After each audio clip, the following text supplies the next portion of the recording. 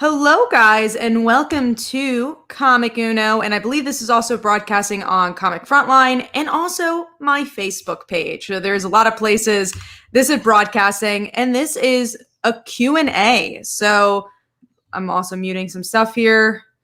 All right. Yeah, so that means you guys get to ask us questions about comic books. But who is this guy here? He's been in one of my videos, and that was recently. So how about you introduce yourself, Phil? Sure. Hey, everybody. I'm Phil Falco. I'm the co-writer of the Haunting Like Father, Like Daughter crossover that's live on Kickstarter right now. And you may have seen me in the top 10 Kickstarter videos this month, like Kat said. So can you explain a little bit about our Kickstarter? And then also another thing we'll be talking about today is our webcomic. So yeah, explain more about that. Sure. So the Haunting Like Father, Like Daughter crossover, it puts our two series, my Haunting and Kat's Like Father, Like Daughter together. And we have superheroes, meaning the supernatural, in a 44-page crossover one-shot. We had a lot of fun writing it. You know, it kind of started out as a joke on Halloween and just turned into one of the favorite things that we've ever written. So we're really excited about it, how well it's doing. Really looking forward to sharing it with everyone. And then, for sure, in Slice of Life.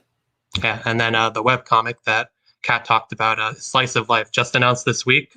It's a queer webcomic posting on Webtoons and Tapas. It's about a gritty anime protagonist named Lady Vengeance who comes to life and learns that there's more to life than darkness and vengeance, and then finds love with a high school cheerleader.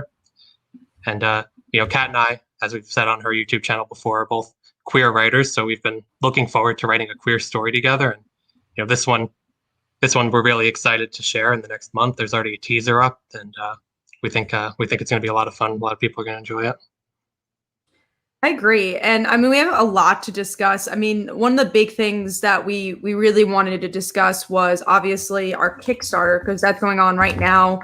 And we're super close to funding, which is so crazy. We've only been live for about 10 days, and we are just so damn close, guys. We were so close. Yeah, it's been a great 2 weeks.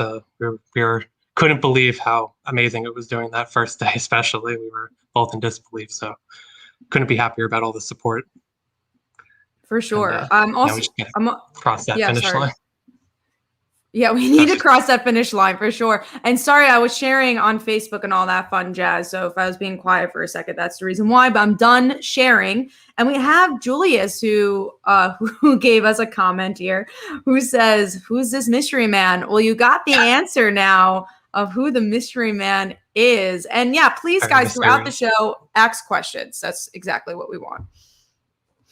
So where do we want to start? Do we want to talk about the cross? Oh, we have Jimmy. Jimmy's a great supporter of us, as hi Kat, hi Phil.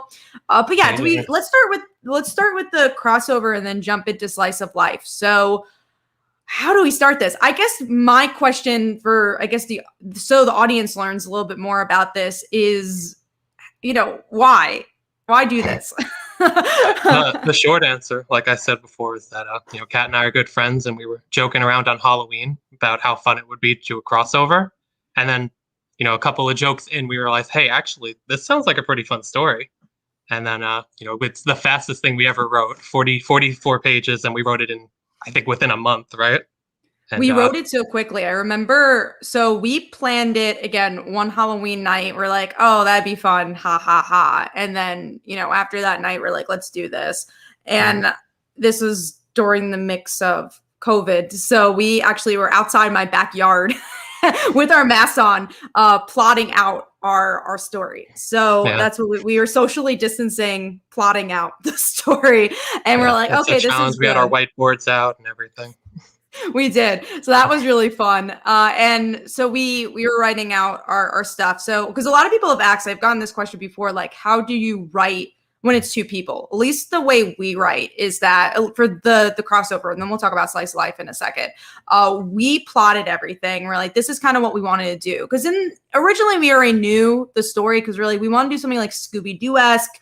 We know these characters, obviously, because these are our babies. So we wanted to see how they would interact. But the thing we didn't know until we started plotting was how similar Bram and Casey were. And I'm going to let Phil kind of take that on, because he was kind of the first one to notice, is like, wait, their looks at responsibility is really interesting. Yeah, like Kat said, that kind of became the heart of the story after the joking stopped about how fun it would be to do a crossover. Like Kat said, both characters have a really interesting relationship with responsibility. They both have these powers that they didn't ask for, but the way they respond to it is so very different. Casey's falls more into the archetypical hero camp where she accepts that she has responsibility. She may not want it, but she's at her heart, she's a good person. She does the right thing. She tries to be the hero.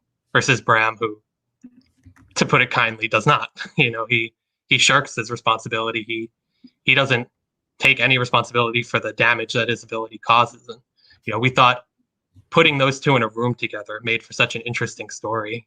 Bram represents, in effect, what Casey would not want to become, and Bram isn't often called out on it. So we really relish the opportunity to have her in that position, put them together where they have to actually talk out those very conflicting worldviews. Matt says, "You're my hero, Phil," and I feel left out. And you're even writing the superhero book. I know. I would think he's like my ghost. He's like a zombie. I'm your ghost. I'm your zombie. Yeah. That's my ghost. Matt's a ghost. Julius is a dinosaur, it seems like, because he's doing his Dino Fries logo there. Thank you so much, Julius. I feel special. I am a goddess. That's even better than a hero. So I'm a mythical creature. What are you?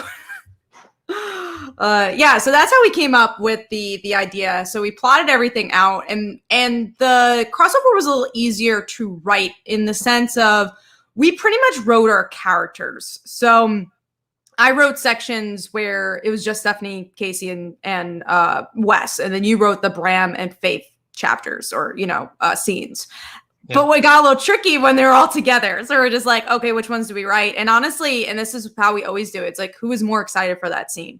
So I love the very emotional thematic scenes. So I do remember I wrote the Bram and Casey stuff. It's hard because like now when I go back, I'm like, I don't remember who wrote what. Because we also we came up with dialogue together too. We're like, oh, we really want to add this piece of dialogue in this. Even if Phil wrote it, I would say I really want this. So honestly, I don't remember who wrote what. I just remember a particular, I wrote the Bram and Casey scene, and then you wrote the Faith and Wes and Steph stuff, but not even all of it. Yeah, there was a lot of splitting up. Like you said, we mapped it out together in your backyard, social distancing. We had our whiteboards, and we got the beat by beat for all the scenes. And then once we divided them up, one person would write it, but then we kept doing it giving it the once over. One person would change something, make a suggestion, add something. So I have the same thing where I'll read through it and I'll know, okay, I wrote that line, Kat wrote that line. But for whole scenes, they're kind of a Frankenstein's monster, but like in a good way. Yeah, and that's what I love. That's what I love about this crossover. And guys, as we go along, please ask questions. We'd love questions throughout, but we'll be asking each other questions as we go along. But yeah, no, that's what I love about this book and why I think it's so special is just it's both our babies. And, we both care about each other's characters before we started this. We both loved each other's stories and we both cared obviously about each other, but we care about each other's stories and each other's writing. So that kind of became cool as well. So yeah, I love this book, and also it just came all together with Rafi, our artist, who Rafi DeSosa, who I remember that was probably one of the trickiest things for this Kickstarter was trying to find the right artist, and that's for everything. It took us a really long time, and every single time we're so happy with the results of every artist we've gotten. But it doesn't take a second. It doesn't even take a day. Sometimes it'll take weeks and a lot of hours you put in for it. I remember while we were writing the script, we were also looking for artists, and the script, as we got a better idea of the tone we were going for, that Scooby-Doo vibe that you mentioned, we kept refining. Okay, these are the artists that we're looking at. These are the hashtags we're looking at to find different art. And Rafi ended up being such a perfect fit. She really hits all the beats we want: the comedic beats, the more serious scenes between Bram and Casey, and then also amazing action and expressions. Yeah. We can't say enough good things about Rafi. For sure. And going back to like the hashtag thing and like trying to find like, we look up like She-Ra, we looked up like Supergirl and stuff. Rafi, I don't remember how we found her. Like every other artist, I'm like, oh yeah. Her. I know I found it. I don't know how. I don't remember. And like, I wish I do. Like, I don't remember if it was like Twitter or Facebook. I just remember like, oh, she looks cool. Maybe I saved her from a previous thing. I don't remember, but I'm so happy we found her and did that. We have some questions here, so I want to dig through that. So first, I'm gonna save Julius's for after Jimmy. So Jimmy's gonna go next. I'm so looking forward to receiving your books, guys. They will be signed, of course, right? Yes, they will be signed by both of us because we do live in the same area. So that is very nice. Even though we're not doing it right now, we do live close by to each other. So we talked about filming this together, but we decided it'd probably be easier just to have our own little webcams, and then I didn't have to drive. Yeah, exactly. You didn't have to drive, or I didn't have to drive. And then also it's a little late and we're going to be working early tomorrow. So it's like, I have to see you again. Like we could just see each other through the internet. I have to say our hangouts have gotten a lot more. We always joke that I get business cat and then I get fun cat. So yeah, there's business cat is definitely different than fun cat, and yeah, it's always fun to compare the two. This is business cat right now. Our friends in the comments, they don't know her as much, but fun cat's cool.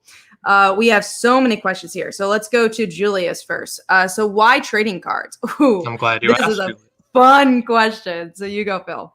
Sure. So I was looking through whenever we do the reward surveys from our previous Kickstarters, we'll always put a little question, what do you like? What do you want to see in the future?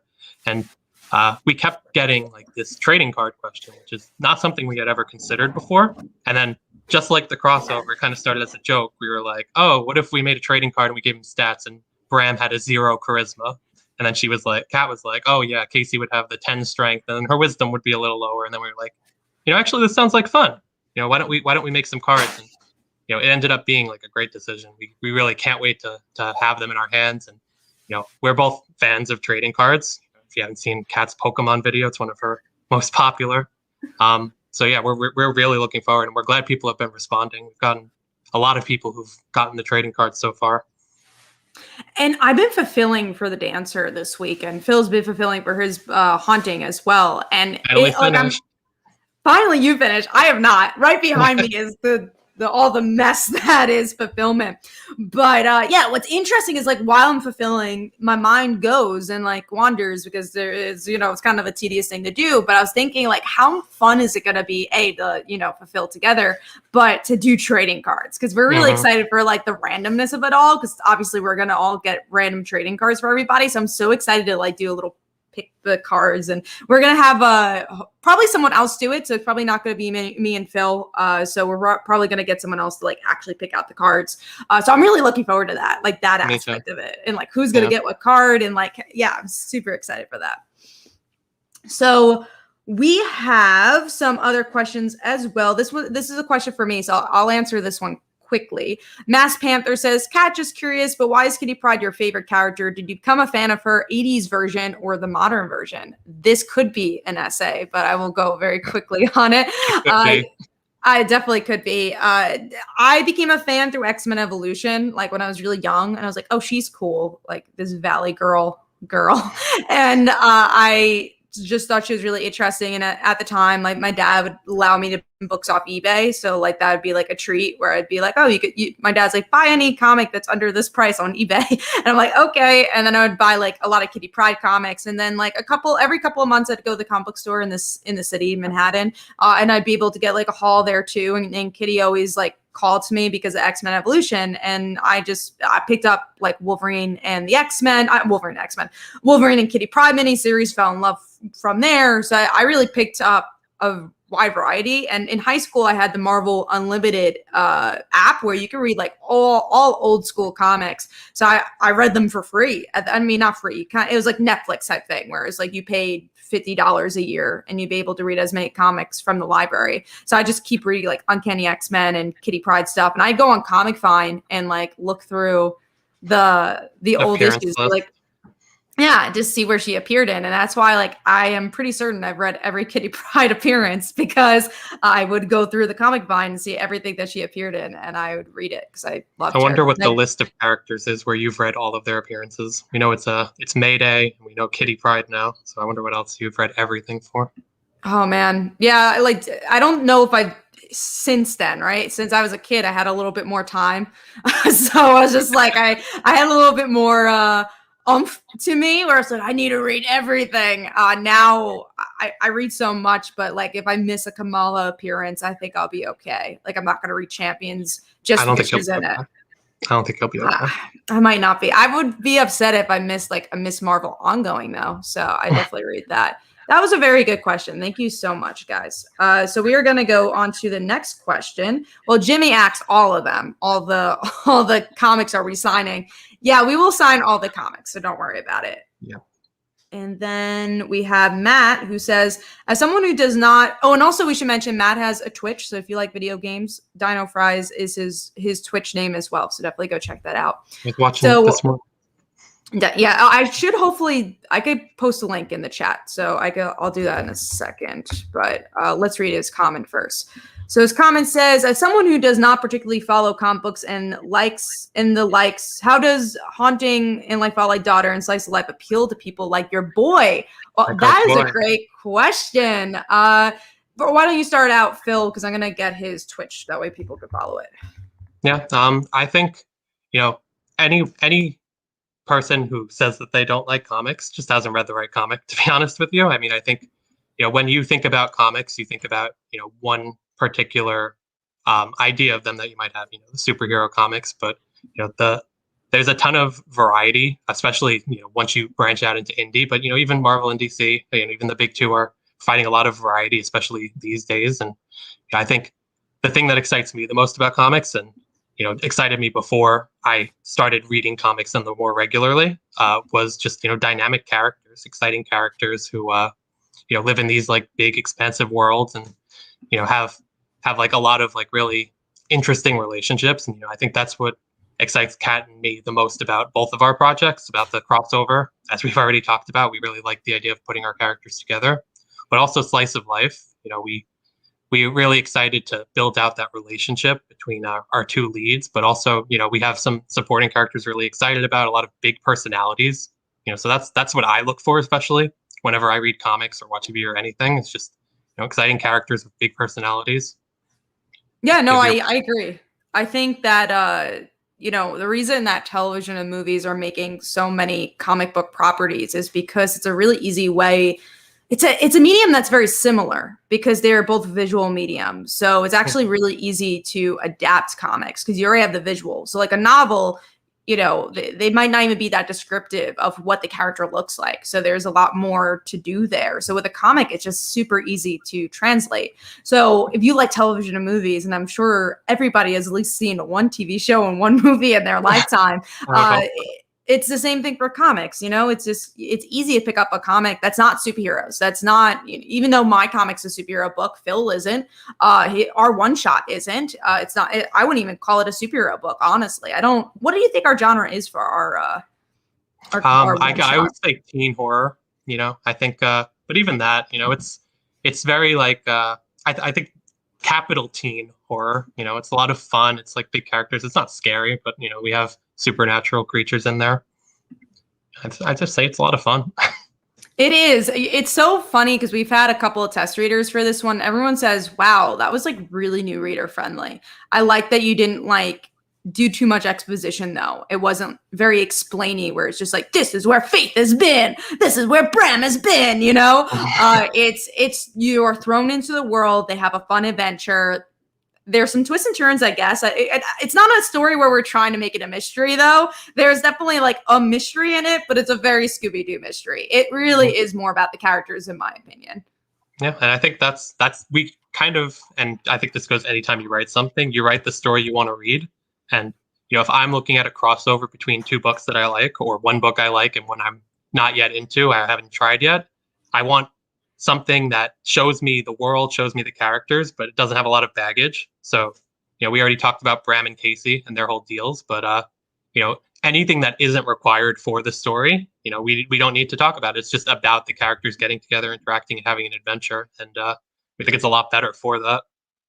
Yeah, they just have such different personalities. I think that was really fun. I mean, the one thing I like about writing Like Fall Like Daughter is that the trio already have very different personalities. Stephanie being a little bit more laid back, Casey as we joke, a little bit angry because of the things that she's gone through. Phil can't even keep a straight face. Some anger issues. She does have some anger issues. Yeah, and then Wes is the walking superhero dictionary. They all have very different personalities, but somehow they mesh. And then Faith and Bram, they also have different personalities. So to see them all come together and I'd say become friends. I want to say they're friends by the end. Maybe acquaintances. I don't know if they're texting each other by the end of the night. I think everybody except Bram and Casey are on pretty good terms by the end. So, do you think Faith and Steph are like texting each other after? I think that Faith and Steph, I think they're buddies. I think they're going to go out for coffee. Maybe they'll make a band together. It's so funny. I have another character named Faith coming up, which this is not really a spoiler, but it kind of is a spoiler, but it's been told before, but it's going to be like Stephanie's future girlfriend. So it's so interesting to talk about Bill's Faith and then my Faith. And it's just like, why can't we have both Faiths? And it's like, oh, that would have been really confusing. So now when I'm thinking about... Oh, you're going to say. Sorry, go ahead. I was going to say, in early draft, we were actually going to put both Faiths in. We were going to have the crossover take place a little bit in the future. That way we could actually introduce Steph's future girlfriend, Faith. But we decided that, for a first crossover, it makes sense to, keep it to our core casts and also not overwhelm readers with readers familiar with Like Father, Like Daughter with the baggage of having to meet a new character who hasn't been introduced in the series yet. But she does have a cameo. Oh, yeah. Is that what you just said? Yeah. We did sneak her in there in the background at one point. So we'll see if anyone notices her when the crossover comes out. Matt says you gotta have Faith. Am I right? I don't know why me and Phil both like that name so much. But they both have that name for a reason. Yeah, when we were writing Slice of Life, we actually almost named another character Faith, kind of as a joke, but it made it to the top list when we were narrowing down names. So I'm glad we didn't go with it. That would. I want to talk about names for a second because we'll go to Slice of Life. One thing about the crossover, it was easy because there weren't a lot of people we needed to name. There was one character and they were really easy to name because it's just like, okay, that's cool. Let's do that. I'm not spoiling it, but we both were on the same page for it. There's another character who's like a janitor character. His name's the janitor. We have another character that's our trading cards. Her name's the mean girl. Yeah, so we didn't do great on names here. But we have a Slice of Life where we were combative about names. I am the type of person who needs a name right away. And Phil is just like, why do we need a name? Who cares? Whenever I write the script, I use little placeholders. So like when I first wrote the Haunting script, I wrote like in parentheses, whenever Bram would show up, I would write protagonist. And then whenever Faith showed up, I would say protagonist 2. And then I would just, when I came up with the names in the end, I'd do a control, find and replace. But Kat, she likes the opposite. She likes to have the names going in. It helps her, find the characters. I'm the opposite. I like coming up with the names after I know the characters. So we have some fights. They don't feel like real people. They don't feel like real people until they have a name. I don't know. Name feels like so much pressure to me. Once I have it, I want to make sure it's perfect for that character. But some of the I think names, we're both happy though. with I think we're both happy with where the names landed in Slice of Life. So we were, and it wasn't too much of a back and forth. There was like one or two where I was like, I really like this name. I think one name I really liked was Julie, and Phil's like, no. And I really liked Violet, and she said no. I was like, no, because all I thought of was like the Incredibles. I'm like, that's all I'm thinking about is the Incredibles. And I told him all the time about that. And then there's another one I know he was going to use, but I just didn't. And no offense for anybody who's named this, but Candy. I was like, why? Why Candy? It's a fun name. No, I mean, maybe, but not for that character. Okay, well, I just like the bubbly. It was a very bubbly character who you'll meet very early in Slice of Life, but I think the name we landed on, I like even better. I won't say. I think we can announce it. I think we can announce the name of the character. I guess we can. Sure. Right. We ended up going with Raven in the end, which I think was a good middle ground between a lot of the suggestions we had. With a Y. With a Y, that's how she's fun and bubbly. She is a fun character. I guess we could go into Slice of Life. Oh well. Julia says, so why Bram? Well, first of all, we don't know how we pronounce his name because originally Phil would call him Bram. And we're like, okay. And then me and Julia should just always call him Bram. So now it's just Bram. I mean, everybody would call him Bram. I looked up, and most people pronounce the name Bram, so Yavin. I was looking at Marianne's comment. Yavin. Yeah, right. Y at the No, end. the way I spell my name, Marianne. There Come you go. on. But You know how to it's spell my Bram name. now. I'm not going to fight it anymore. I'm not going to. Talia's in the comments too. T. Talia. I like Candy. Classic Mandy Moore song. We'll change the name right now for you. I finally have a vote on my I would rather side. call the character Mandy than Candy. Actually, that rhymes. Mandy Candy. Mandy Candy. We have a last name now. Okay, they Their finally last have a name last should be Mandy. Lucy. They didn't have a last name all this time, by the way. We spent so much time arguing over the first names that we didn't give them. I was so upset. I'm telling Phil, like, when are we gonna figure out a last name? And he's like, never. They're not having a last name. We'll never need to mention it. I'm like, I need to know their last name. If we need to mention a last name, we'll give them one. I was like, do your father, daughter characters have last names aside for Casey? And she was like, yes. And then she told me, and I've never heard them before. You never needed to know them. You never needed to know them. And we don't need to know Lucy's. T says, I miss your scruff, Phil. I do not. There was a couple of weeks where I was like, no, just shave it off. Kat was fighting me. Every time she saw me, she was like, oh, yeah. Did you shave yet? I was begging him. But everyone kind of was. I'm glad I don't think everyone was. But I'm glad you liked it, T. Maybe we'll try again someday. No. No. Yeah, so going back to Slice of Life, that's how we came up with the names. And Marianne, you can't. How is that spelled Raven? We need to take Marianne spell my name. Oh, Marianne had some social media presence today from us. If you want to talk about that. Yeah, we should shout her out. We could maybe screen share the tweet. So Marianne has been giving me some trouble as of late, where I came up. So when we were writing the script, we came up with all the costumes for the characters, because Casey would have cat ears because she doesn't really care, and then Wes, of course, would dress up as Invulnerable, and because Stephanie's a musician, I thought she could dress up as John Lennon. So when I was writing the script, I was thinking about Elton John, because we literally just had the Halloween party, and Marianne had dressed up as Elton John. So for some reason, phantom thought, I was like, oh, an Elton John, even though I was singing John Lennon. And then I was like, wait, that's kind of cool. I actually like the idea of Stephanie wearing Elton John. So I kind of like the sporty look, and I like those a baseball look as well. So she's giving me trouble saying I stole her idea. No. My idea.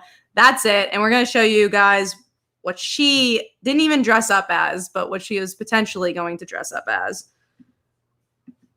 Okay, here is her costume. It's like she walked right off the page.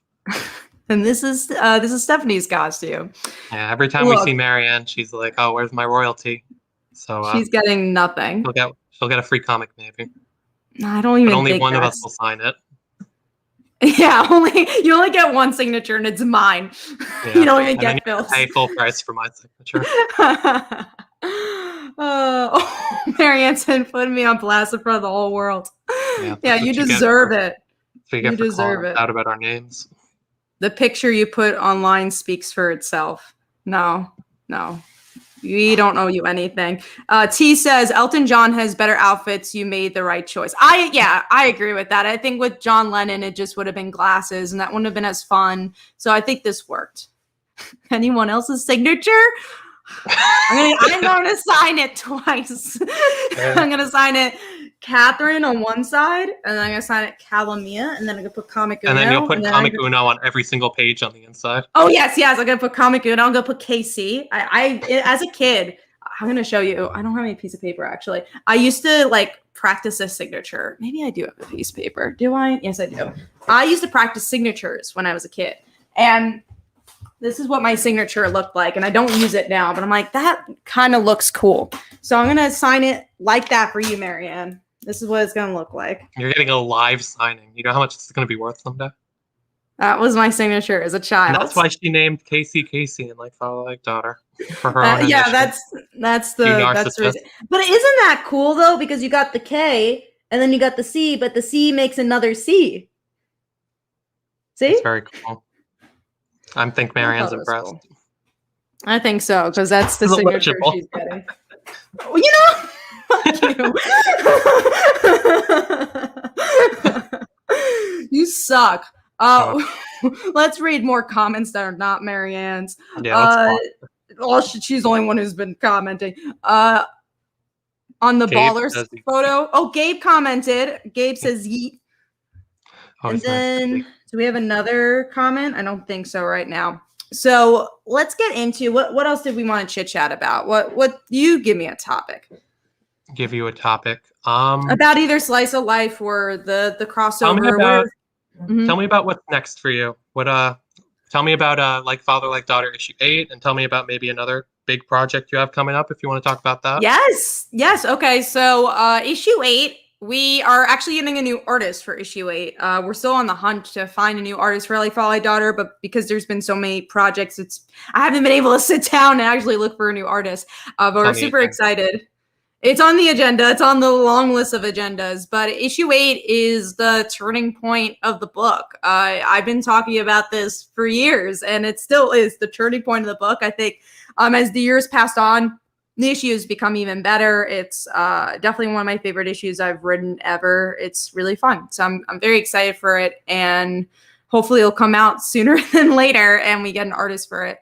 And then we have by visibility. So I don't think we've actually, maybe we have. I think on the Kickstarter page, we officially announced that's going to be August 30th, the Kickstarter. And Phil is the assistant editor for the book, and Julius in the comments has written a story for the book. And it's 9 stories. It's ranging from romance to high fantasy, and all the stories bring something new and different, and I'm super proud of the book. And what's cool about this is because we've been working on it for a little while, it's over halfway done, pages and all that. So that you're not just getting a book, like it's almost done. So I'm hoping to mail it out like after the Kickstarter. That would be amazing. Yeah, and in case you missed it, we put a soft announcement out. We're going to announce it more loudly on Monday, but anyone who backs the current Kickstarter, the crossover, is going to get a exclusive preview of By Visibility, as well as Slice of Life, the webcomic we were talking about, where you'll get to see a little bit from each of the 9 stories featured in By Visibility. And like Kat said, there's a lot of variety, a lot of diversity, so a lot of great things to see in this preview. Julius looks like he's excited for everyone to see his story. I'm so excited for people to see his story. When I heard his pitch, man, so we were like looking through stories, and we were still looking for another story to add, and we didn't know Julius was writing in the background. Like we were working. He was sitting behind us writing a story.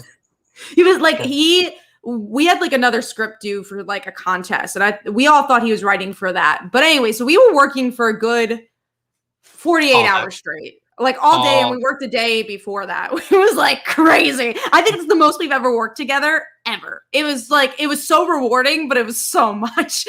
Before that day, I'd said, "Oh, I'm going to help you like with By Visibility. I'll help you pick out the stories. I'll like help you read through the scripts." And I was like, and she was like, "Oh, I have to give you credit somehow as like assistant editor." I was like, "No. I just want to help because you're my friend." And then after that 48 hours of nonstop work, I was like, "Yeah, you could give me that credit now." It's like, wait, you could give it to me. But yeah, so we were looking through the stories, and Julie's like, "Can I read mine?" I was like, "What are you talking about?" He's like, "I've been writing a story this whole time." I'm like, "Seriously? Cool." And I read it. I was like, "Oh my God, I love it." And we end up obviously publishing it, but that was like a one we didn't expect because we didn't know Julius was writing, and it ended up being a home run, and I loved it. Very happy with it. All the stories in the anthology turned out fantastic. And it was, I don't think there's a bad one in the bunch, so I'm really looking forward to sharing them. I agree. And again, they're all so diverse. I think you'll find your own favorite. I think everyone's going to find a different story they like. We have a lot of comments here. So Gabe says, "What's Fate's power?" So both don't have powers. My Faith is just gay, but no, I'm joking. Honestly, my Faith, she has a really big story coming up, like her coming out journey, her relationship with Stephanie, and then the layers to come is real. I'm so excited for people to meet that character. And I think she's going to bring a different dynamic to the trio, because I would say she's definitely going to become a fourth member of the trio, which I'm super excited for. And I'm also looking forward to not just her relationship with Stephanie, but her relationship with like Casey, her relationship with Wes, and like seeing a different dynamic with them and building a friendship with them. How about your Faith? Yeah, her power is that she can be in a room with Bram and not want to kill herself, not want to plunge her eyes out or blind We're herself out of her poets. ears. But yeah, I'd say my Faith, her power, quote unquote, is just that she sees the good in people, and I think she's like a calm under pressure presence among like kind of a bunch of let's say more loud characters in the crossover. I think she stays calm, and she comes up with the plan at one point. So I think she's pretty cool. Her and Steph work really well together in the crossover. I think they both kind of have like a. Faith. She just loves Faiths, honestly. Yeah. I don't know if she had a crush on other Faith, but maybe she did along the way. And what's really fun about Wes is that he's just a scaredy cat. It was so much fun to write him. Yeah, there's a lot of great panels of him just being scared of everything going on around him. Some of my favorites. You would think the comic book guy would not be scared of this, but he's just super scared. He's reading the superheroes. Everything. He is. He's reading the superheroes, none of the ghosts, and that becomes very evident in the crossover. We do have a couple of other questions. We have Julius, who says, given the month, how does Pride come into play with your work? A lot. We built up to Pride Month. We didn't know we were going to, but like one night at 3:00 in the morning, I text Phil like, "Wait, Pride Month's coming. We have so many like gay comics. We should do something with this." I was like, "Oh yeah, that's obvious in retrospect on May 28th." But yeah, like we said, that was the issue. It was very end of May. Yeah. You think with all the. I think you would think with the fact that we're talking about queer projects every week, we would think, oh, we should tie this into the marketing of the crossover. But in the end, we decided that the most exciting thing we could do is give previews of these projects that are coming up, these queer projects that we have in the pipeline to anyone, even $1 backers who supports the crossover. And we're really excited about all of our projects that are coming up. So it seemed like the best of both worlds, a way to share things early with backers, but also to get the word out to let other people be as excited as we are, hopefully. One thing I would really like to do for Bi Visibility is maybe get some like queer books in the indie bundle. So that'd be kind of cool. I don't know if we'll be able to, but if you guys know of anybody, let me know. We do have another question from Luvis, who says, I'm new to your work, new to your Kickstarters. I stumbled on it recently and thought it was great. Well, thank you. Could you share something cool about the series for a newbie? Yeah, go for it, Phil. What do you think is cool for a newbie? Okay, yeah. So new for something cool for Haunting, I would say, is just, I think the core of the series for me is the relationship between Bram and Faith. Like I said, Bram, his whole deal is that he has this power that he didn't ask for and that causes people around him harm. And, he just doesn't rise to the occasion like, the archetypical hero. He lets what happens around him happens and doesn't take responsibility for it. And nobody's really been around in his life to question it until Faith shows up. And then in the crossover, when Casey comes in, can actually relate to him even more because of her own powers. So I think that's what's most interesting to me about Haunting. And then also, the crossover, like I said, I'm really excited about that interaction between Casey and Bram, two people who very different, but also very similar struggles, having to be in the same room and kind of give their perspectives. And I don't think anyone really understands them as well as they might understand each other.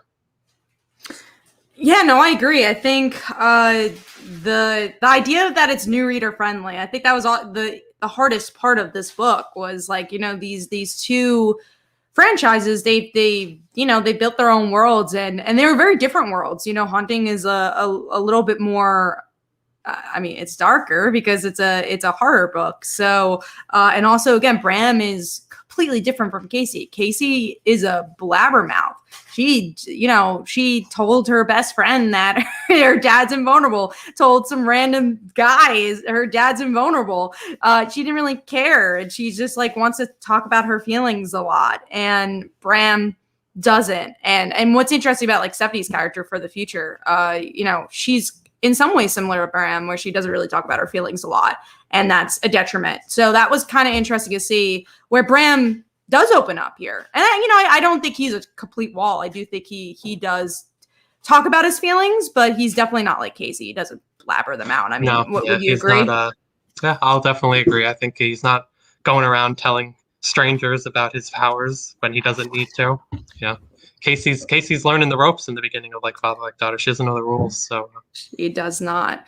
And also, we made it past 9K. T told us, Julius told us, and guess who got us over 9K? You are not gonna believe it. Hold on, I'm checking myself. Oh my god! No, don't look. Our very own Steph cosplayer / inspiration got us past 9K. Thank you, Marianne, for finally backing a Kickstarter. Thank you. Now you have a Kickstarter profile, and now you can follow all our projects. Yeah, I can't wait to send her every time I see a cool Kickstarter, so she can say, so she can back it. She's gonna become a super fan.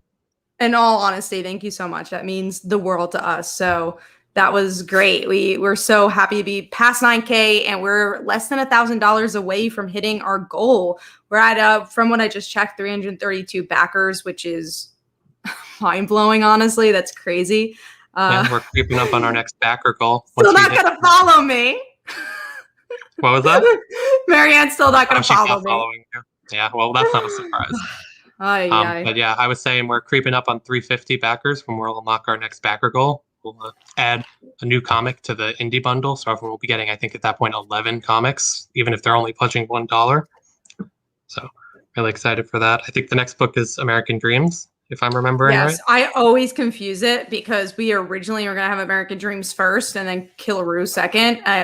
I'm sorry, definitely on social media, I have mixed them both, but hopefully we both unlock these. That way I don't have to mix them up anymore. Because originally it was something different. So that's why I kept messing it up. But it made more sense for us to have American Dreams second. So yeah, that's kind of what's going on with that. I forgot what the question was. Oh, the new reader friendly thing. We went through that. I feel like we haven't really talked about Slice of Life that much. I guess a question that I want to ask is why Webtoons? Like, why did we want to do that? And how does that affect our comic career? Yeah, I think there's a lot of answers to that question, but I think the biggest one for me is just that there's a very different audience on Webtoon than you would see in traditional comics and in indie comics that fund through Kickstarter, that crowdfund. And it's a different story format. You have to think differently about the way that you present a story, because it's the scroll format versus traditional, but also just pacing.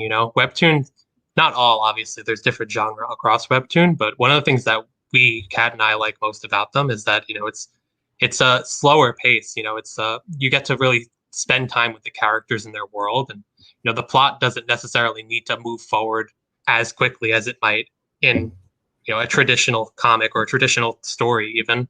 So, it's like the story is called Slice of Life. It really is a slice of life story. We have a plot. We're progressing towards something. We're progressing towards a romance. We're progressing towards, the character development, but also just getting to live in their world without, the burden of like a very prevalent plot, I would say, like you would have with like Father Like Daughter and Haunting, where, the characters. Sorry, go ahead. I was just going to say there's definitely more room to explore characters. That's all I was going to say. You continue. Yeah, that's the gist of what I was saying. And then, like I said, it's just a very different audience on Webtoon that we're, as creators interested in tapping into. We don't want to, pigeonhole ourselves into one place. There are readers everywhere, and there are different stories we like to tell. And I think Slice of Life gives us the opportunity to tell something completely different than anything we've told in the past.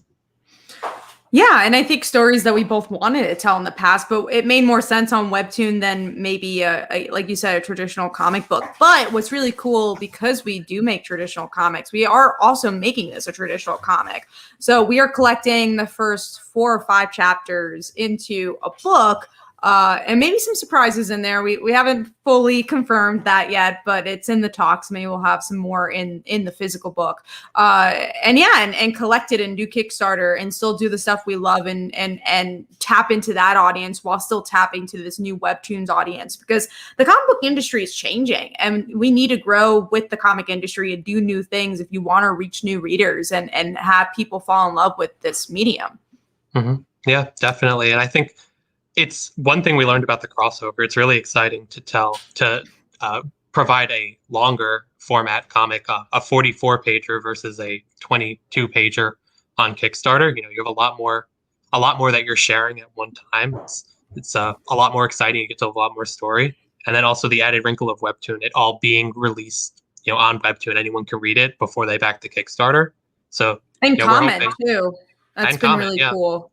We're expecting, like a lot more of a community. Not that of course there's a community with our current Kickstarters and with our current series, but with Webtoon, I think it's really built for community. The and Tapas. We shouldn't just say Webtoon because we're also posting on Tapas, but the readers are very much interacting with the creators, and we're hoping that bleeds into Kickstarter. Maybe we get some people on Kickstarter who haven't checked it out before, and might check out more series on Kickstarter, ours and other creators, because there's so much great content to check out there. We have 2 questions from Luvis, and I want to answer his second one first, and then we'll go to his first one. They say you just said the comic industry is changing. Can you expand on how you think it's changing or what you meant by that? Man, I feel we're in a place in comics where the industry has noticed that, these movies and TV shows are doing so well and they could tap into this audience. But why are they not going to the comic book store? Why is it the same readers going to the comic book store? How do you reach a bigger audience to make our medium stronger? And not saying that our medium's not strong, but, we've gone through a lot in the past year with Diamond and Marvel switching the Penguin and DC, switching to, I think it's Lunar at this point. I forget which one they end up dropping, but the industry is changing completely. And I think Webtoons is such a great place to find those people that you want, like the people who are going to these movies and might have never been to a comic book store, but are still reading comics and don't even know they're reading comic books. So I think that's what we want to do. And even Kickstarter is a whole nother beast and animal that we've seen grown in the past 2 years with Scott Snyder or Boom Studios, and how people are releasing comics these days is different. And that's such a big deal. And connecting to your audience is different. How you use Twitter, how you use Facebook, how you use Kickstarter. It's just so interesting. And comics can go any direction right now. It's just like television, is streaming the future? Is this the future? Is that the future? I think we're all still figuring it out. And that's kind of the fun sandbox we're playing in. And we don't want to not be a part of that. Yeah, I agree. I think the answer could be yes. All of them are the future. Comic, like a Webtoon comic is a web comic and a web comic on Webtoon or Tapas.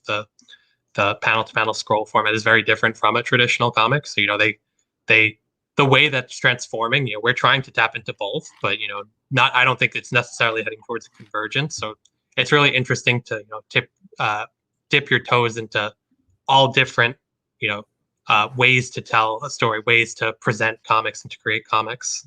And just expanding on what Kat said a little earlier about audiences, people reading Webtoon who maybe are not into traditional comics. I think that's definitely something we've experienced. We have a lot of friends who we love comics and we love Webtoon, but we have a lot of friends who only one or the other, who only check out traditional comics or have only really read Webtoon. So I think it's exciting to see the very different audiences that you would catch with each of these formats. We also have a question from the same person. How long have you been using Kickstarter to get your books out? I've been doing for about 5 years, which is so crazy to see how the platform has changed. But Phil, you've been doing it for a little over a year, correct? Yeah, I think we're inching up on a year and a half. My first issue, actually, it's really only just a year. My first issue crowdfunded in May of 2020. So it's so crazy to think that. Crazy, we're doing Kickstarter number 4 now in so short a time. And Kat been super helpful. Learned most of what I know from her, and then maybe taught her a few things on the way as I got onto it too. That's true. That is true. We've definitely have helped each other throughout, and that's what's been so fun to do this. We have another question for Luvis, but we also have a question from Comic Toby, who says, "Do comic creators make a lot of money?" I wish, right? Some comic creators make a lot of money. Yeah, I think it depends on who you are and how you're doing the business. Like I know people who I don't know. I want to word this correctly, but look, if you're the A-list comic creators of the world, you're probably doing pretty well for yourself. But that's also mostly because of exclusive contracts and because your creations are being developed. So the reason they're probably making money is because they have a deal with Warner Brothers, or they're getting a TV show, stuff like that. But there's a lot of indie creators that are doing very well for themselves, like the Lady Deaths. You see how well their Kickstarters do. So yeah, I mean, it depends. It's a hard question to answer that, but I think if you work hard enough and you study the business enough, you can make money in the industry. Yeah, and there's a lot of avenues too. Like we're heavy in the Kickstarter and the crowdfunding scene, and like Kat said, there's a lot of you have your Lady Deaths. They're making major money there, but there's also people who maybe don't fund through Kickstarter, who release, who go through a publisher, or who spend a lot of time at cons, or do a combination of all of the above. There's a lot of avenues, a lot of opportunities in comics. So there's definitely money to be made. It's just it's about knowing, like Kat said, knowing the business, knowing the industry, and just working hard. Getting yourself out there and getting your properties out there. Luvis, I don't quite understand the question, but I'm going to try answering as well as I can. Can you, invitation of physical Kickstarter comic store, is that outside of what is? I would expand on that question because I'm not quite sure what you meant by that. Do you mean, do we have a store online past Kickstarter? Because I have like an Etsy store. Yeah, I think a physical Kickstarter. So maybe getting comics from Kickstarter into stores. Yeah, I mean, that's a whole nother beast as well, because of the whole diamond situation. It's different. It's a lot. And I think that part is changing. And I think it really has to do with you pitching to bigger publishers. If you want to be part of the retail space, there's other indie creators, which would probably tell you otherwise, but, it's not my focus right now.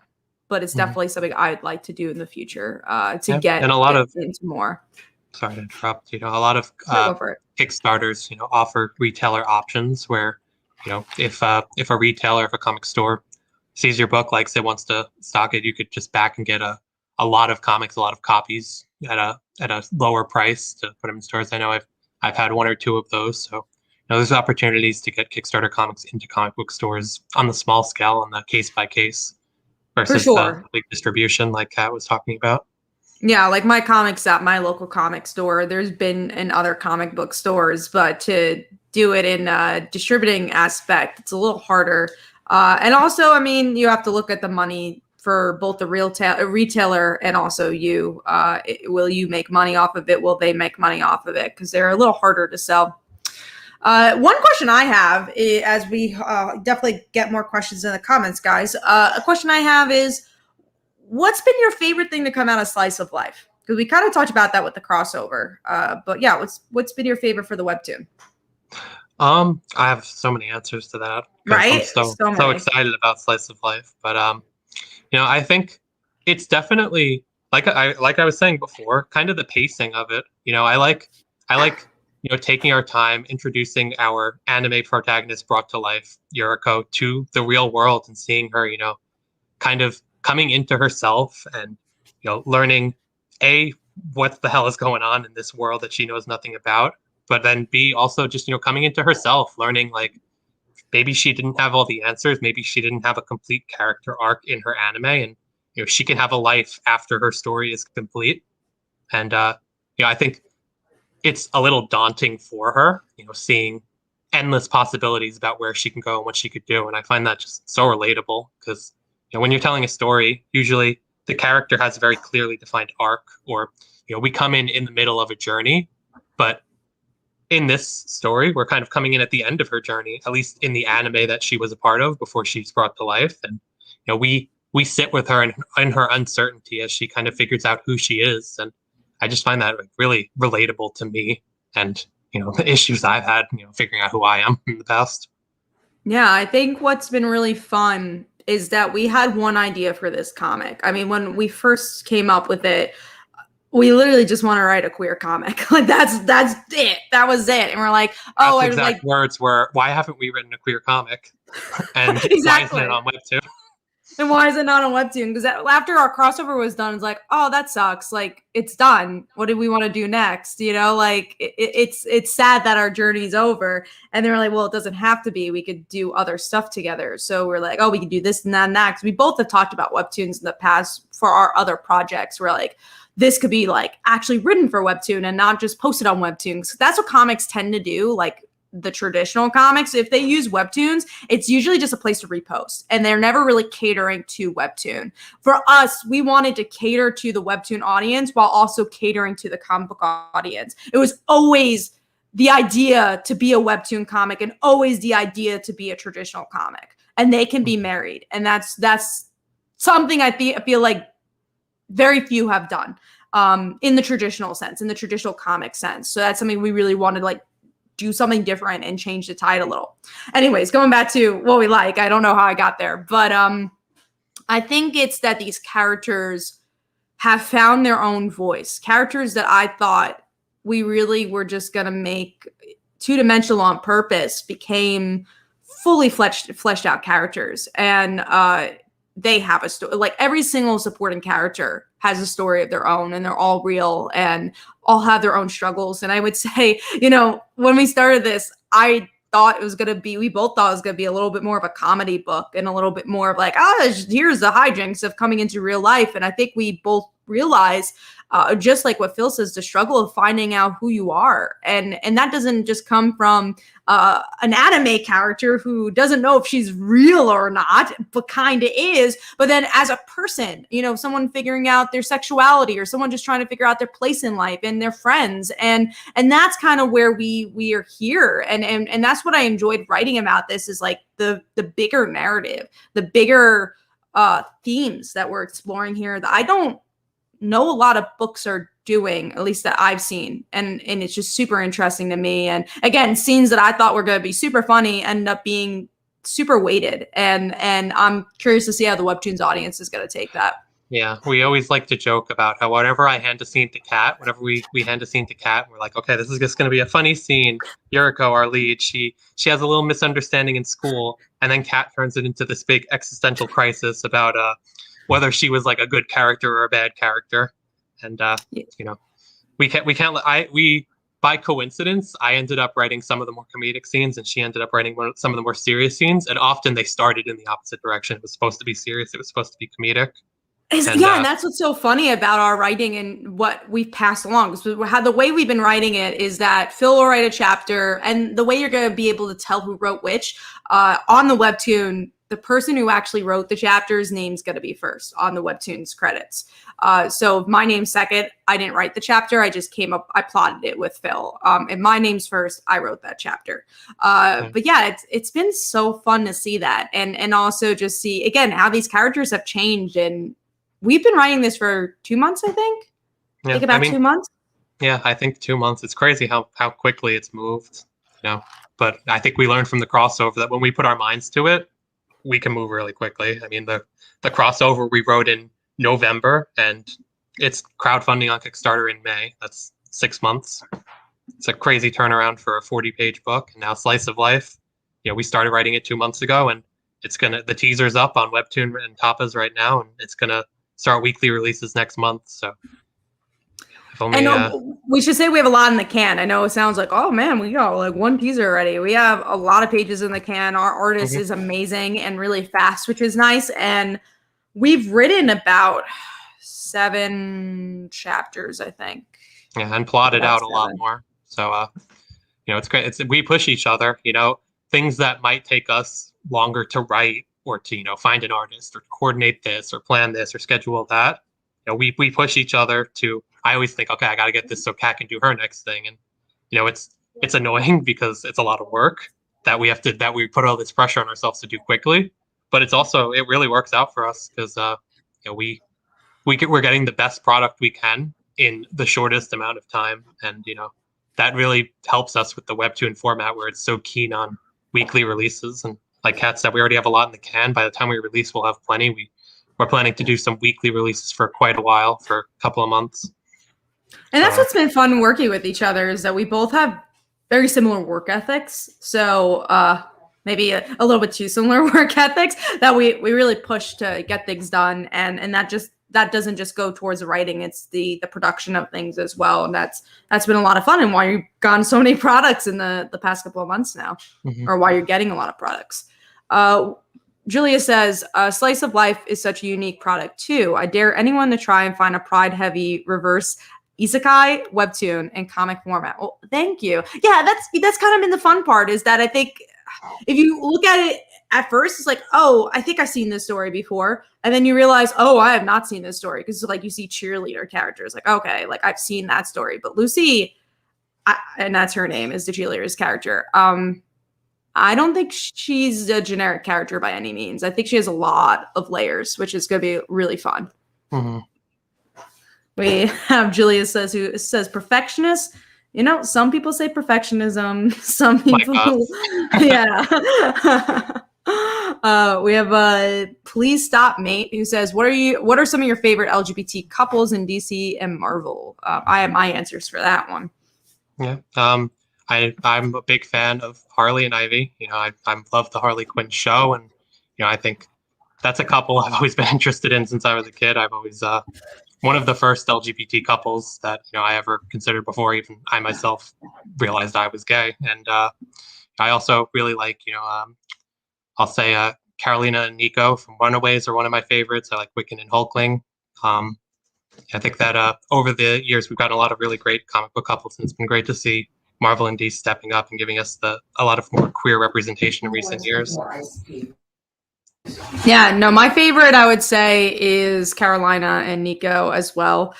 Just because that's just my whole answer. I stealing your answer. She's always sending me her favorite art and covers of Carolina and Nico. So she's kind of always. She's kind of converted me. I was a fan, but she's made me a bigger fan. I love them so much, especially in the comics right now. Just because we waited so long for them to happen. So slow burn, a lot of years that we had to wait for that one. Any other couples? Ricky and Julie Power. I like them a lot too. We haven't gotten a lot of them, but I'm excited for them. And also, I mean, I like Poison Ivy and Harley, especially in the show. Yeah, I liked Batwoman with Renee Montoya and with Maggie Sawyer in the New 52 and pre-New 52. Yeah, those are good arcs. Feel bad that Batwoman hasn't really done much in the comics recently. Yeah, hopefully she'll make a comeback. Hopefully she does. We are getting to the hour mark, so if you guys have any last minute questions, let us know. We'll be taking questions for a couple more minutes or so. Any other things we wanted to discuss together? Any questions you got for me? For you? Let's see. What questions do I have? You already talked a little bit about. I have a question, but you go first. You want me to go? Yeah, you can go first. Mine's long, so you could go. Mine's like gonna list out. It's gonna be a long one, so you go. I was gonna say you already talked a little bit about like Father Like Daughter issue 8, which you know, like you said, big turning point in the series, and you hinted a little bit about, you know, Faith joining the fray. Your Faith, not my haunting Faith. So you know, as someone who's, you know, heard your ideas for beyond issue 8 for your next arc, you know, I just want to see if there's anything you want to tease that you're particularly excited about. Yeah, like I said, issue 8 changes the whole comic for sure. And the next arc is very Stephanie driven, but I would say, I keep saying it's Stephanie driven, but I think it's really every character gets a chance to shine. And that's what's really cool, is that every issue, I guess I could say this part, every issue is going to be the point of view of a different character. So it's like a 5-issue arc.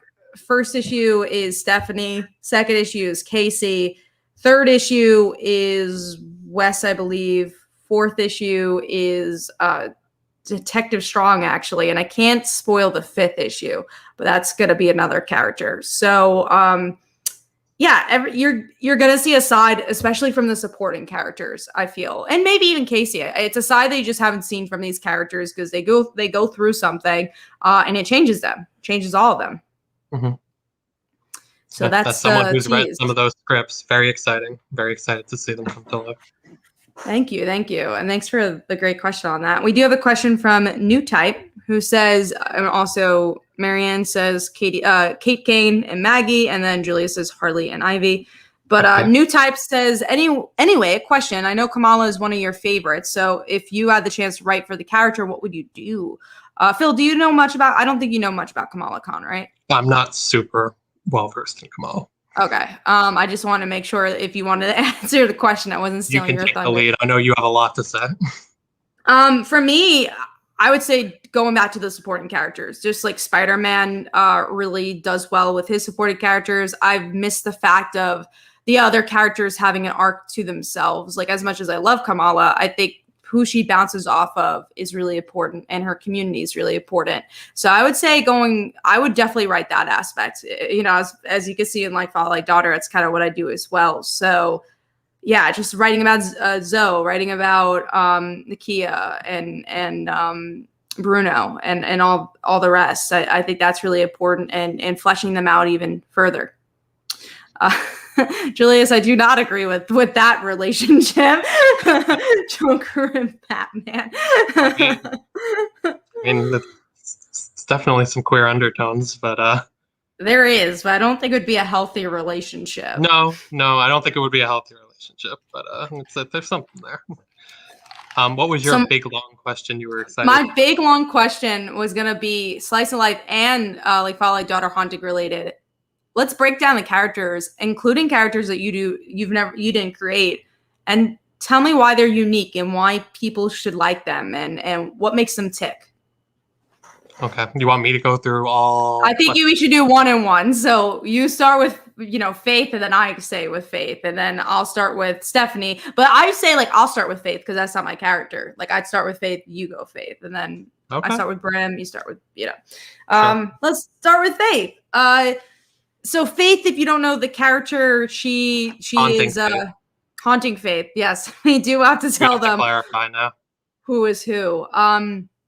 So Haunting Faith is the supporting character for Haunting, and what I really like about her is I like she has some spunk. I think in any other story should be kind of a pushover because she's trying to guide Bram in the right direction, and I like that she still holds her own. She still knows herself, I would say. Yeah, I'm glad you went that direction because that's one of my favorite things about her as well.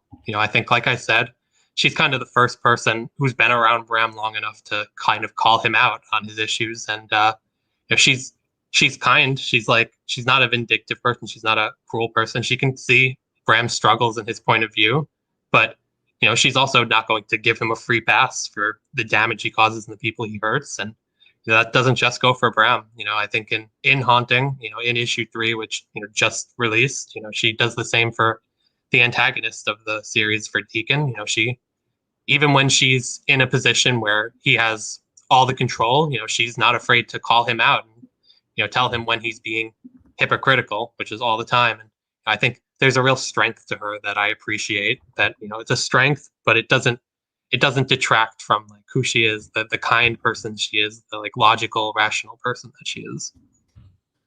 I agree. And with Bram, he is a character I've never seen before, and I think that's what's so interesting, and not like obviously in a good way. I like the idea that he just doesn't give a shit. Usually the stereotypical hero's journey, he throws that out the window. He's just like, I want to be left alone, and that definitely doesn't usually happen with a comic because like how do you progress the story that way? But with his character, the way you progress the story is with the people around him and pushing him, and I find that very fascinating with him. Yeah, that's my answer too. 2 for 2. But that's the story. Before it was a story about ghosts, before it was a supernatural story at all, it was me thinking about what if we had our Peter Parker, our character who he has this power and he hurts people unintentionally, but instead of rising to the occasion, he just says no. He's just like a selfish kid who says, it's not my problem, it's not my fault, I didn't ask for it, so you're on your own. I mean, that's something I haven't really seen much of before, and it was something I was really excited to, explore. It's not that he's necessarily a bad vindictive person. Never change Bram, yeah, Julius. It's not that he's like a bad person. It's not that he likes hurting people, but he's been hurt himself, and he's just kind of given up. And he change? That's a big question that I want to ask. At a certain point, he's gotten so many people hurt. He's gotten so many people killed that can he ever redeem himself, even if he chooses to at some point? So, it's something that I'm really excited to. I've been really excited to explore, and something I'm excited to continue to explore as the series continues. So now we're gonna move. That was Haunting. Those are our hauntings, so we could start on our like father, like daughter. We'll do 3 because Vulnerable does not show up in the one shot. So we'll focus on the crossover characters. Okay, so I'll start with our lead, Casey. I think my favorite thing about Casey is that I think that she comes across, like we were saying, Casey could be a little angry sometimes, and she could be a little bit of a blabbermouth, but I think that she's kind of the quintessential like real high school girl. I think I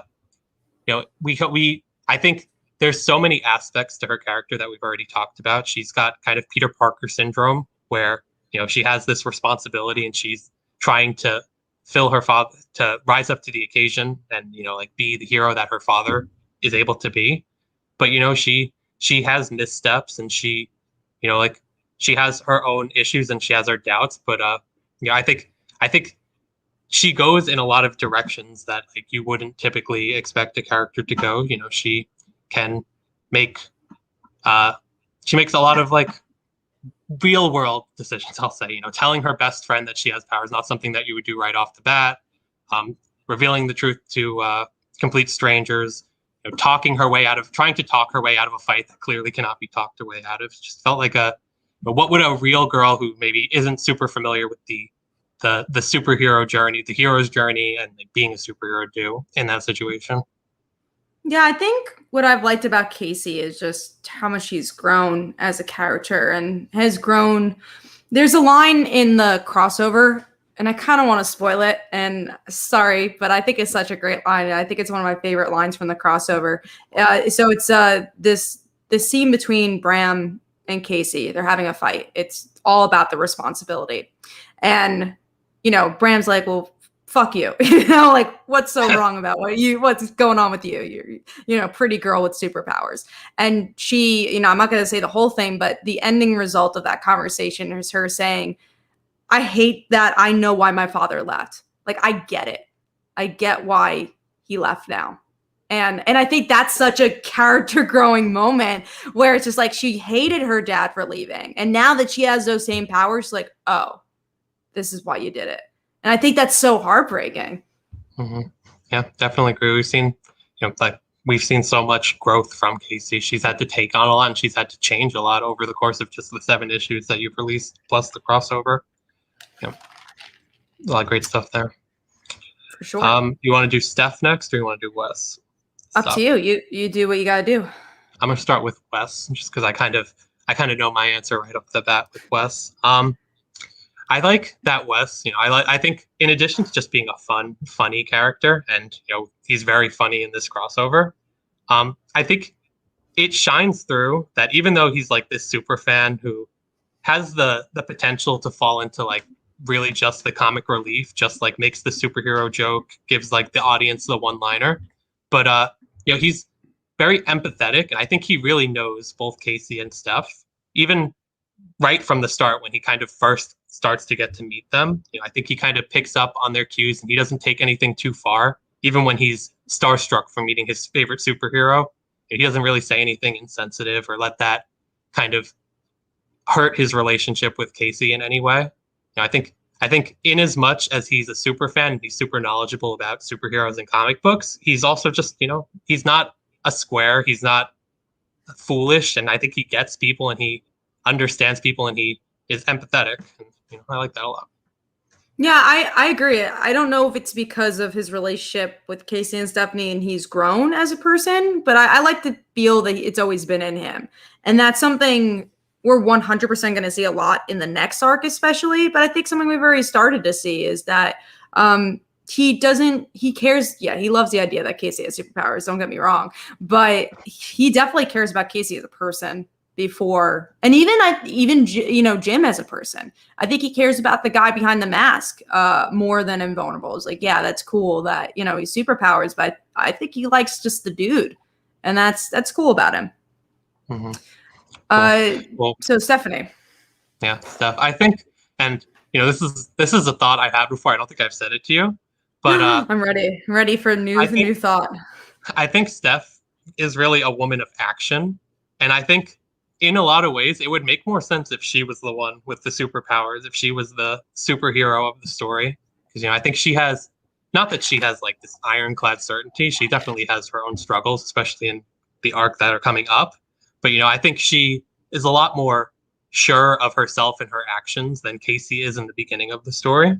And I think that's one of my favorite things about her, that she has like this certainty, she has spunk, and she's a woman with a plan. She's in a situation where something new happens, I think she's the first I would expect to react a lot of the time. And I think we see that in the crossover too. Yeah, and I think that's what's fun about her character is that from a superhero perspective, she should have been the one who got the superpowers. But from an emotional perspective, she's not sure of herself. Like in a personal way, she's very unsure of herself. And like she's sure of everything else. And helping people, cool, great. Being there for Casey, awesome. Being there for herself, oh no, she's not ready for that. So I think taking care of herself is a big issue for her, and that's kind of been fun to explore. Stephanie's my favorite character I've ever written, and I don't think that's going to change. And that's so weird to say. It does show. I love showcasing her, but because she's the stereotypical hero, she is the Mayday Parker, she is the Barbara Gordon. But she's not like, she is a superhero, obviously, and she will be a hero, but she's not Casey. She's not. She doesn't have superpowers. And I love her parents. We're gonna meet them soon, and like how they shaped her, and how that's gonna play off of superhero tropes, and that's gonna be a lot of fun. Yeah, I think before we get off like father like daughter, one thing Kat always said to me, I don't know if she said it elsewhere yet, but she always loves the supporting characters in stories. So like father like daughter is just a story about the supporting characters of another story. And of course, Kat's favorite character is a supporting character of a supporting character. It is sad, but so true. That's just, for some reason, what I like. I was just like, I love the underdog, and she is the supporting character of a supporting character, and she's the best. And can't wait to explore more. And what's cool about the anthology, what's cool about the crossover is that I feel like every character gets a moment to shine. It's not just one character. I really feel like everyone has something to do, and I don't think there's really a main character in it. I think maybe there's a main plot thread and maybe a main character arc, but I really don't think there's a main character. Yeah, that was pretty natural too. I think we wrote it out the way that the story naturally told itself, and at the end we said, okay, everyone has a moment to shine. None of our lead 5 get left behind. So I think that just points to each of the characters being strong on their own and making their presence known as we were writing the script unconsciously. Yeah, for sure. And now going into Slice of Life, because this is gonna be harder. So the other ones were, those are our babies separately, but these are I'm the mom and you're the dad. Like we're parents of these children. It's weird, but you love it. But yeah, these are our children, our little darlings. So who do we want to start with? I feel like we should save Lucy and Yuriko for last. Who are we talking about? Because there's a lot of characters. Did we want to? I was gonna say, do we want to talk about Dante, or do we want to leave him to the side because he doesn't appear? Okay, so just Raven, Lucy. Yeah. Okay. Yeah, I'll start on Raven. I think in a lot of the ways, she's the opposite of what I said about Wes before, where she's the super fan. She's the Lady Vengeance, so the anime that Yuriko comes out of. She's the Lady Vengeance super fan, but she kind of falls into the trap that Wes doesn't, where her fandom kind of consumes her to the point where she can be a little insensitive to Yuriko's struggles when she comes into the real world. And I think it's a character flaw, but it's also a little endearing. It's definitely has a lot of We should fun also comedy. state that Raven is Lucy's twin sister. So they Yes. are twin sisters. That's how their relationship Yeah, is. she's the twin sister of Lucy, the cheerleader character we are building a relationship with for Yuriko, the anime protagonist. And I think Lucy, she's probably the funniest character either of us have ever written. Pretty much Yeah, I agree. anytime we get a new page or a new panel with Raven on it, I think that I always have a smile or a laugh. And I think part of that's just because she is a little clueless in in an endearing way. I think it's a fine line where she could be a little insensitive, but I don't think she's crossed the line in what we've written yet. And I think she feels very real, like a person that that I can be myself when I get a little too into a fandom, or a person that I know who maybe is a little too excitable about their fandom. A very over exaggerated version of it, A because very she over is, exaggerated version of yeah, Soul. she's a lot, but she's still a person, and that's what's so cool. And she was the person I was alluding to, where I was like, she could have easily been two-dimensional. She could have easily just been a comic relief, and we realized we didn't want that. We saw that she had her own struggles, and she does these things for a reason. Yeah, and I think in the end, she's going to be one of the strongest characters to come out of Slice of Life. I'm really excited for the chapters that kind of delve into who she is, what her life is like outside of just, this is my favorite anime. Anyone, and I think her story, anyone can relate to at a certain point in their life, even if obviously you're not a fan or, part of fandoms. I think the thing that she feels and her main character arc is something we've all felt. Yeah, agreed. We do have a question from Julius before we go into Raven. What if I told you she's not just a twin, she's an evil twin? We won't be going that route, but I guess, the idea of making them twins, though, was super interesting, because is that a Sky High quote? What? I think that was a Sky High quote. I didn't even know that. Julius. Yeah, no, what I was saying is that making them twins, I thought was super interesting, because the idea of being compared to constantly. In the and original even if script, it's not. they were. Mm-hmm. Sorry, go No, ahead. you go. I was going to say, in the original script, they were cousins, actually. But Kat, who is a twin, had the suggestion that they be twins. And, it's a much closer relationship. And, it makes Raven come into the story in a much bigger way. It's not just Yuriko comes to the real world and she interacts with one of them, Raven, and then sees Lucy, or Lucy and sees Raven. It's just they all live together. So it really helped build up the relationships between the characters, between our core three. It was also really interesting to see two characters that are just so different, still have a bond and still love each other. And because I think even if they were siblings that were 1 year apart or 2 years apart, they could have easily not been in each other's circle. But being a twin is a very different relationship. And obviously there are twins that aren't close, but a lot of twins, they have a relationship with each other, especially growing up, and a different type of relationship, because you're going through the same thing at the same exact time. And how do you not compare yourself? Like you're as much as you want to fight it, you're going to compare yourself to the other. And that's not it's not a necessarily bad thing, or depending on how you do it. But yeah, now something I really want to explore is the kind of comparison aspect of that. So I guess going into Lucy. Yeah, we spent a lot of time on Raven. Raven's a cool character. Yeah.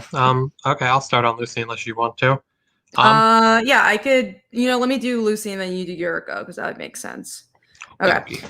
Lucy, what I really like about her character is, again, I think in any other story, she could have just been this stereotypical cheerleader, but instead we made her this very empathetic character, where she just cares. It's kind of like the Stephanie thing, where she just cares so much about other people, and she wants everyone to feel very comfortable, and that deters her personal journey a lot. And there's a bigger story that's revealed a couple chapters in on why she does this. And it's a little bit of a heavy story, not in like a dark way, but it's a heavier story than you would expect. And I think that's been really fun, is to kind of dig deeper into her character, this kind of bubbly character, you think, and caring character, and she still is caring. Yeah, how she's feeling. Yeah, I agree. Just building on that idea of being kind of empathetic to a fault, almost. The being a real people pleaser. I think we both have characters who kind of fall into the category of being the empathetic one, the one who, is helping another character kind of grow. So Lucy is a foil to Yuriko. She's trying to help her acclimate to the real world. I think that kind of falls into this, like you said, the Steph category and the haunting faith category. But I think what makes Lucy unique is, like you said, that kind of darker story, which I won't spoil here, but also just, it's not 100% she also goes positive. overboard. She like Faith is like, yeah, I'm gonna help you because I'm like your friend, whatever. And Stephanie, same thing. But Lucy does it too. Like, okay, let's say Faith and Stephanie are at like 50%. Lucy does it at 100%. 110. Yeah, that's what I was saying. Like, she does it to her own detriment. She's a people pleaser to a fault, and I think it's a quality that helps service Yuriko's character. It helps her learn and grow, but it also is something that Lucy has to confront and overcome. And that Yuriko can help her to overcome over time. It's not an easy fix. I think everyone can be a little bit of a pushover, can be a little bit of a people pleaser. But, I think we all know people who are taken advantage of in their lives, who to a fault can't handle when people think negatively of them. And that's kind of Lucy's big struggle. And it's something that we're really excited to tackle, especially as the series goes on. We have a lot of plans for it. So it's not a quick fix for sure. Because I think it's so real and it's just so something people can relate to. And I think that's what we really wanted to do with this whole book is like, hopefully one of these character journeys, like life is hard. It's just like this. I hate, like, I don't want to like put so much weight on it, but it's kind of this like it's this deeper question. Like it's slice of life, sure. And on the surface, it's just like this anime character comes to life, but it really is a question of like, what is life? What do we do with it? Like, how do you have a good life? And what does that mean? And what does that mean with relationships with other people? How do you make yourself happy? And it's like, that's the theme. That's the actual story is how can you be happy? How can you have your own life? And what does that mean? Yeah, and I think every character has to confront that question at some point. Our lead 2 or 3, counting Raven, but also the ancillary characters, the ones who, are going to become more prominent over time. So yeah, I agree. So last character, and then we'll head off. Yeah, Yuriko. I already talked a little bit about the idea of her, kind of being a character who finished her character arc and now has to figure out who she is. So I don't want to belabor a point too much, so I'll try to focus on a different area. I think one thing I like about Yuriko is that in her anime, she was a very dark character. Like she was entirely driven by she was Lady Vengeance. She was entirely driven by revenge, trying to avenge the death of a loved one. And now that she's gotten that vengeance in the context of her anime, now that the anime has ended, she isn't as dark of a character. Like she isn't driven. There's also the wrinkle of the person she was trying to avenge isn't real, as she learned that she wasn't even real in the TV show. But part of her figuring out who she is realizing that she's not this like dark, brooding Lady Vengeance necessarily. She doesn't even like that name when she learns of it. And, she may have some things that she has to learn. She may have some gut reactions that are maybe a little bit more in the Lady Vengeance vein. But I think part of what interests me about her is that she's willing to change and realize that that's not who I am. I'm not a dark person. And, I think that shows in the way that she interacts with both Lucy and Raven. The way that she, Raven, like I said, can be a little insensitive to the fact that to everything that Yuriko's dealing with, but Yuriko doesn't hold it against her. Raven ends up becoming her friend. Yuriko accepts her and some of the lacking in tact that she has. Yeah, I think for me, again, going back to like the bigger question of, we're talking about a fictional character and we're writing a fictional story, but in this story, everything's real, right? Not nonfiction. It's actually based on our lives. I am Dante. And, no, but you're Raven. I think what's interesting is this idea in literature of what is real. Why does stories matter? And I think we kind of tackle that in different regards because like Raven, stories matter maybe a little bit too much to her, right? But why? Why does she care so much? And then for Yuriko, what happens if this bigger question of like, you're just a story, but isn't everyone just a story? Like even our lives, aren't they just really long stories, you know? So I wanted to ask the bigger question of that. It's like this really existential question of what is real and in the context of literature. And it's complicated. And every single time I like want to really tackle it, you have to do it in little droplets, you know, because it is a webtoon. So it is a comic, and it's not a college paper, but it's something I particularly really wanted to explore with their character, because I think that's the most fascinating aspect, is to look yourself in the mirror and finally see your reflection, right? Like in her old life, she would look into a mirror and she was like a vampire. There was no reflection. Now she gets to see herself. What does that mean? So yeah, that's kind of what I'm really excited about, and what I really like about her that character. line makes it into the story some dash that you write in that I reflection. have a feeling I'll write the line and feels like no. I'll see the context.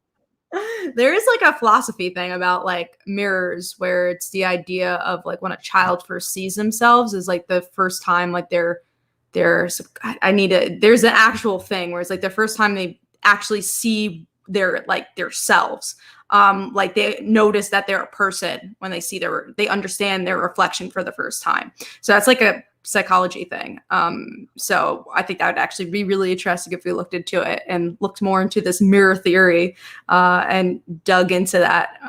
But yeah, I just think, not to get too complicated, but that's the stuff I really like. I'll write that down.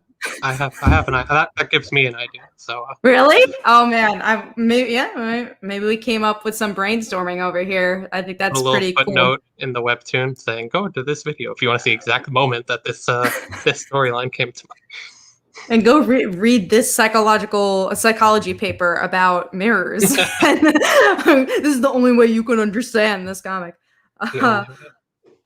And Matt says, it was said that you would destroy the darkness, not join it, Phil. I'm sorry. We're dark people. But yeah, that's it for our Q&A. We hope you enjoyed. It seemed like you guys did. Thank you to our friends who joined. Thank you for my viewers that joined. We really appreciate you guys taking your time. I would thank Phil, but he needed to be here, so it's kind of in our contract. It was mandatory. It was a mandatory. Thanks for all the questions, everyone. There's a lot of great ones. And thanks to everyone who's backed the Kickstarter, who's taken a look at it. We really appreciate it. Yeah, we very much appreciate it. And that's why we're doing this video. So if you guys could go check out the Kickstarter, I'll post it one more time. And if you'd like us to do more of these, thank you, T. We love you too. We're very excited to see you.